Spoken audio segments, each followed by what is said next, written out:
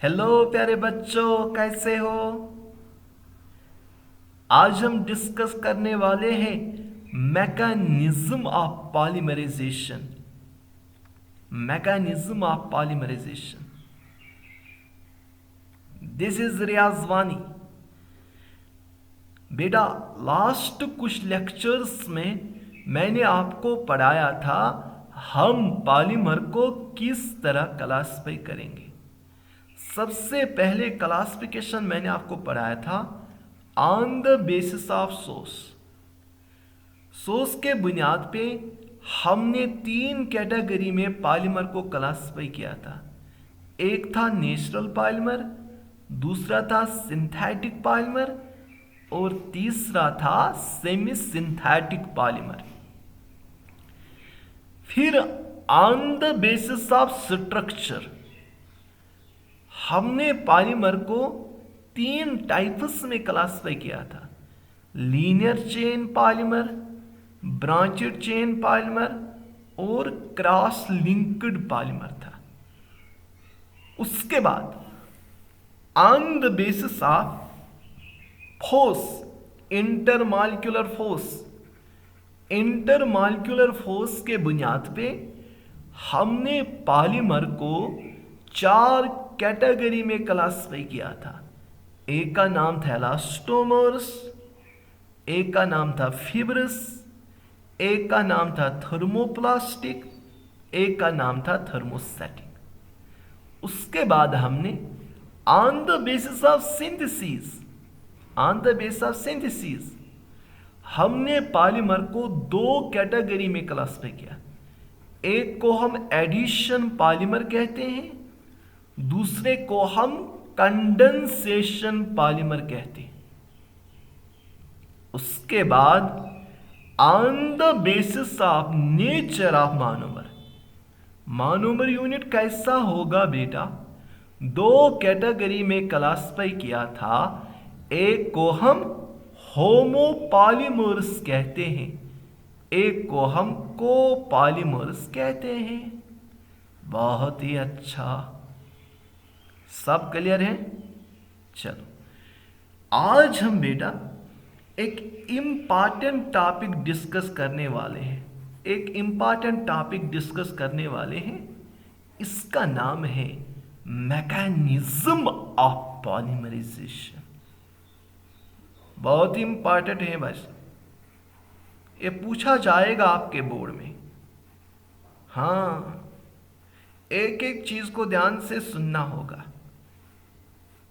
अरे सर, हमें पता है आप इसको इतना इजी बनाओगे, हमारे लिए बहुत ही आसान होगा। जी जी बेटा, कोशिश करते हैं। चलो बेटा, अब हम डिस्कस करेंगे मैकेनिज्म ऑफ पॉलीमराइजेशन। देखो बेटा, लास्ट लेक्चर को अगर आप याद करोगे, दो तरह के पॉलीमर थे। एक था एडिशन पॉलीमर, एक था condensation polymer. Addition polymer addition reaction से बना होता है। कंडेंसेशन पॉलीमर कंडेंसेशन रिएक्शन से बना होता है।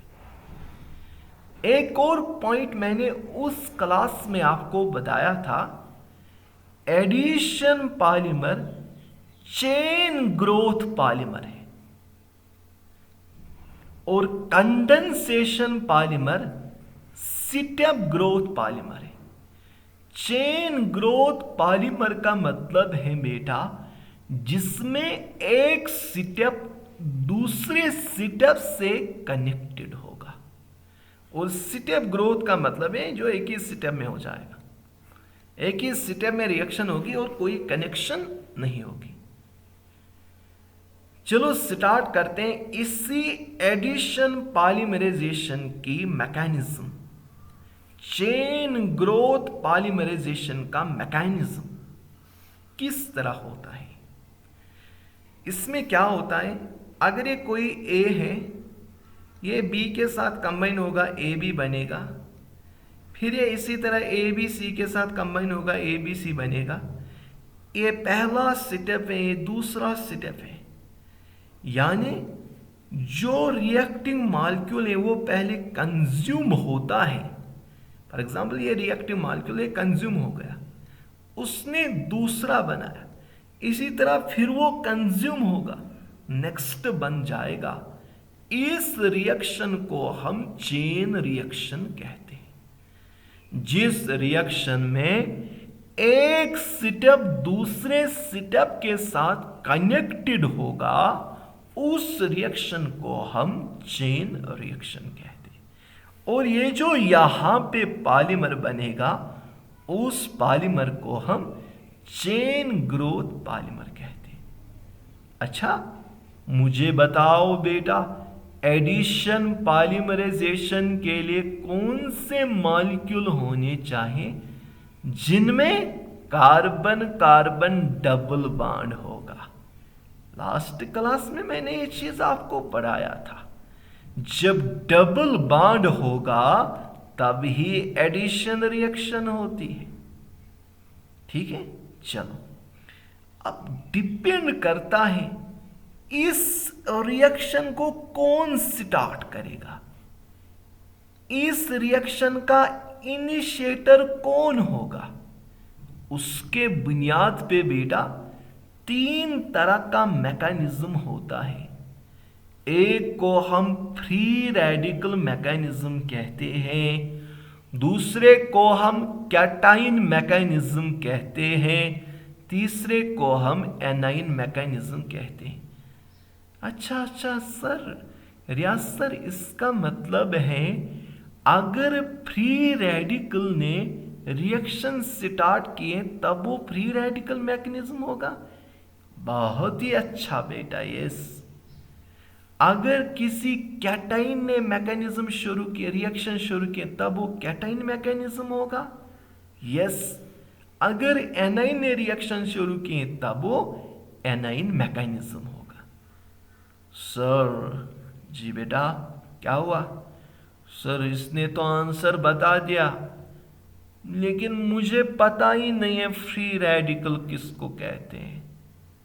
क्योंकि हमने ऑर्गेनिक केमिस्ट्री को लास्ट ईयर हड़ताल हुआ था, उसकी वजह से हमने ऑर्गेनिक केमिस्ट्री को डिटेल में नहीं पढ़ा था सर। अच्छा बेटा, ये मसला है।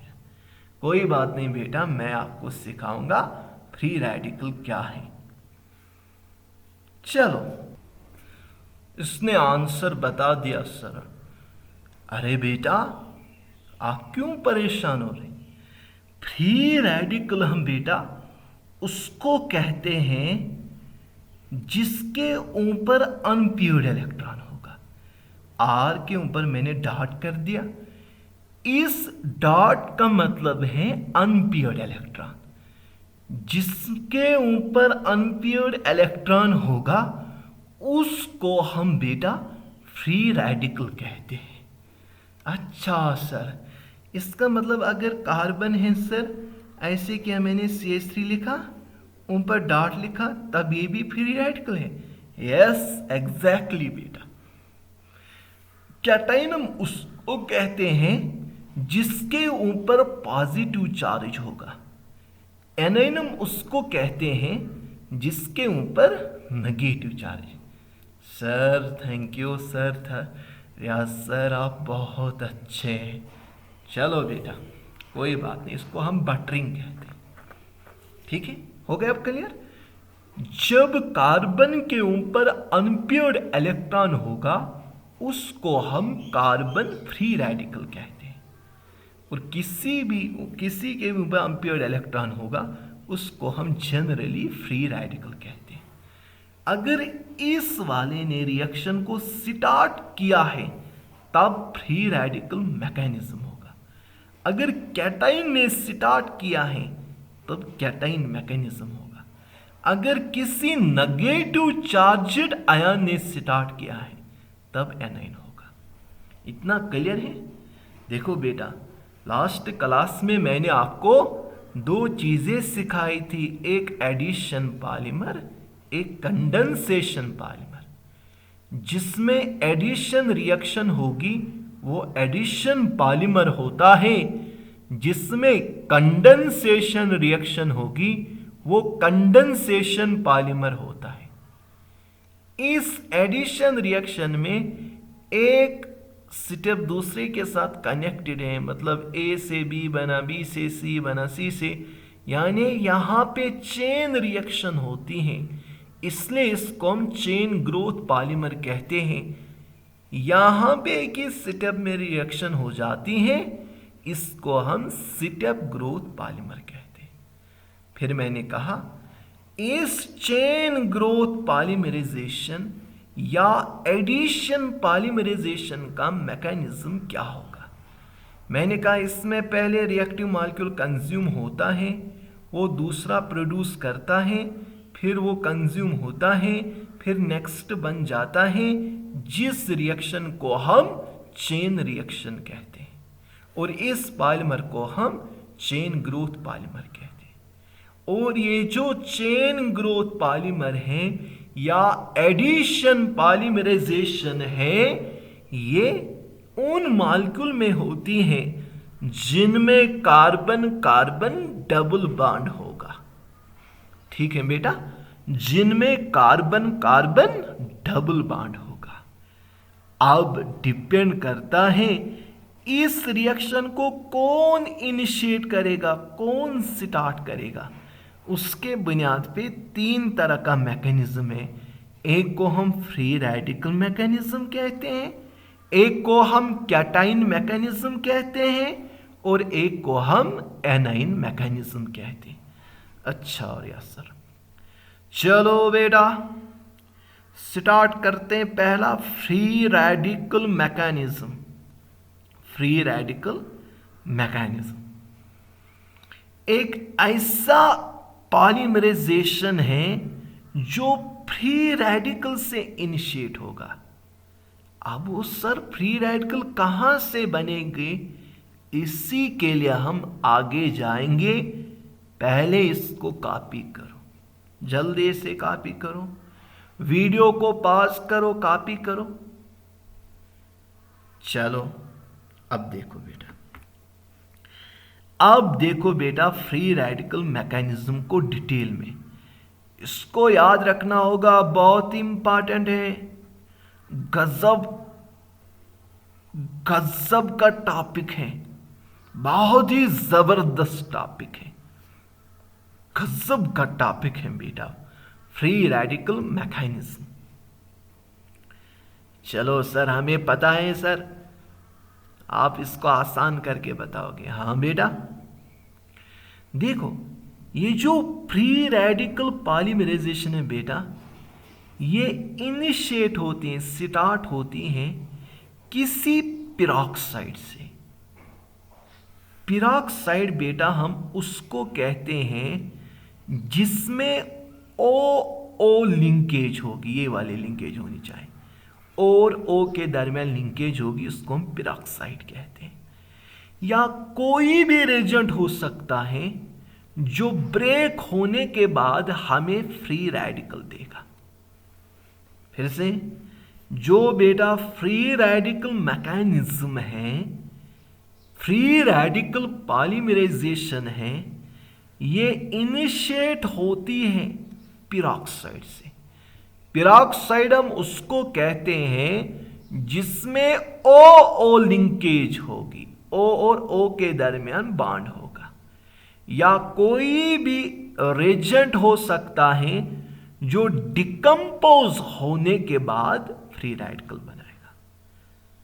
अच्छा सर, इसमें 3 स्टेप होते हैं। एक को हम चेन इनिशिएशन कहते हैं, दूसरे को हम चेन प्रोपगेशन कहते हैं, और नेक्स्ट को हम चेन टर्मिनेशन कहते हैं। चलो भाई स्टार्ट करेंगे चेन इनिशिएशन को बेटा। चेन इनिशिएशन देखो, हम किसी भी पेरोक्साइड को लाएंगे। मैंने क्या कहा, पेरोक्साइड वो है जिसमें कौन सी लिंकेज होनी चाहिए, ओ लिंकेज होनी चाहिए। हीटिंग के दौरान ये जो बॉन्ड है, यहाँ पे एक इलेक्ट्रॉन है, यहाँ पे एक इलेक्ट्रॉन है। हीट के दौरान ये इलेक्ट्रॉन इसको मिलता है, ये इलेक्ट्रॉन इसको मिलता है। मतलब क्या बन गया, R बन गया, C है, डबल बॉन्ड O है, O के ऊपर डॉट है। ये कितने बनेंगे, 2 बनेंगे, क्योंकि ये भी टूट जाएगा अलग से, ये भी टूट जाएगा अलग से। लेकिन ये जो वाला बनाया आपने, ये अनस्टेबल होता है, अनस्टेबल होता है बेटा। फ्री रेडिकल है, ऑक्सीजन के ऊपर डॉट है, लेकिन ये अनस्टेबल है। इसलिए मैं यहां से कार्बन डाइऑक्साइड को बाहर करूँ, ये जो है ये ना, यहां पे इसको बॉन्ड ब्रेक करूंगा, इसको एक इलेक्ट्रॉन मिलेगा, इसको एक इलेक्ट्रॉन में, वो एक इलेक्ट्रॉन, ये एक इलेक्ट्रॉन आपस में बॉन्ड बनाएंगे, और वही है बेटा कार्बन डाइऑक्साइड जो आप देख रहे हो बाहर गया। अब ये वाला हमारा फ्री रेडिकल बन गया। पहला स्टेप जो चेन इनिशिएशन स्टेप है बेटा, इसमें क्या होता है, इस चेन इनिशिएशन स्टेप में बेटा ये जो ऑक्सीजन के दरमियान बॉन्ड है, जिसको हम पेरोक्साइड लिंकेज के टूट जाता है, इसको एक इलेक्ट्रॉन मिल जाता है, इसको एक इलेक्ट्रॉन मिल जाता है। ऑर्गेनिक में इस क्लीवेज को हम होमोलिटिक क्लीवेज कहते हैं। जब हम ऑर्गेनिक पढ़ेंगे वहां पे मैं सिखाऊंगा। अब ये जो यहाँ पे फ्री रेडिकल बन गए बेटा, ये तो अनस्टेबल है, ऑक्सीजन के ऊपर डॉट है। हमने यहाँ से कार्बन डाइऑक्साइड को रिमूव किया और ये कार्बन वाला R के ऊपर डॉट बना दिया, ये फ्री रेडिकल बन गया।